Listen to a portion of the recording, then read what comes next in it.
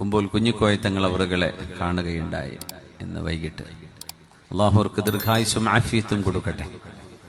അള്ളാഹുരുടെ ജീവിതത്തിൽ ബറക്കത്ത് നൽകട്ടെ.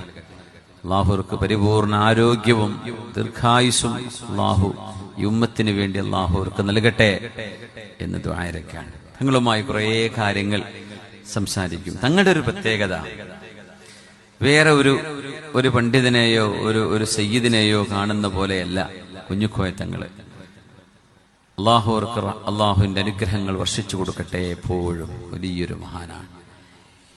ലോകത്തെ മുസ്ലിം ഉമ്മത്ത്, ലോക മനുഷ്യർ, നമ്മുടെ നാട്, നമ്മുടെ രാജ്യം, ഭരണകൂടങ്ങൾ, നമ്മുടെ മഹല്ലുകൾ, മുസ്ലിം ഉമ്മത്തിന്റെ അവസ്ഥകൾ, ഇതൊക്കെ തങ്ങൾ ചർച്ച ചെയ്യും.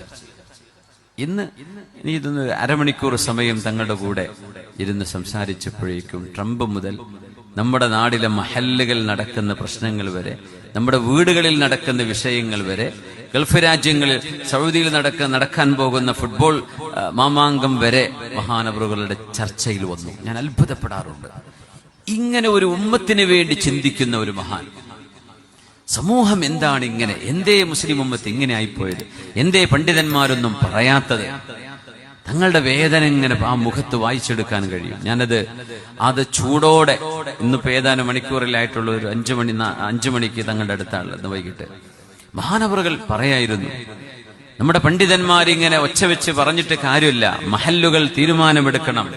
നമ്മുടെ വിവാഹങ്ങളൊക്കെ എത്രയെത്ര അനാചാരങ്ങളാണ് വന്നുകൊണ്ടിരിക്കുന്നത്. പുതിയാപ്പിളയും പുതിയണ്ണും സ്റ്റേജുമ കിടന്ന് ചാടിക്കളിക്കാണ്, അമ്മായും എമോഷനും കൂട്ടത്തിൽ ചാടുകയാണ്. ഇങ്ങനെ ആണും പെണ്ണും കൂടിക്കലർന്ന്, ഇതൊക്കെ ആലിമീങ്ങളൊക്കെ ജീവിച്ചിരിക്കുന്ന ഈ നാട്ടിലും നമ്മുടെ രാജ്യത്തും എന്തേ നമ്മുടെ നേതാക്കന്മാർ, ആലിമീങ്ങൾ മഹല്ലുകൾ തീരുമാനമെടുക്കണ്ടേ? അത്തരം സംവിധാനങ്ങളെ ബഹിഷ്കരിക്കണമെന്ന് പറഞ്ഞ് എന്തേ ഇത് നടക്കാത്തത് എന്നൊക്കെ പറഞ്ഞ് മഹാനവറുകൾ വലിയ വേദന പങ്കുവെക്കുകയുണ്ടായി. ഞാൻ ആലോചിച്ചു പോവാണ്, തങ്ങളവറുകളോട് സംസാരിക്കുമ്പോഴൊക്കെയും മഹാനവറുകളുടെ വിഷയം ഈ ഉമ്മത്തിന്റെ വിഷയമാണ്, സമൂഹത്തിന്റെ വിഷയമാണ് തങ്ങൾ പറയുള്ളൂ.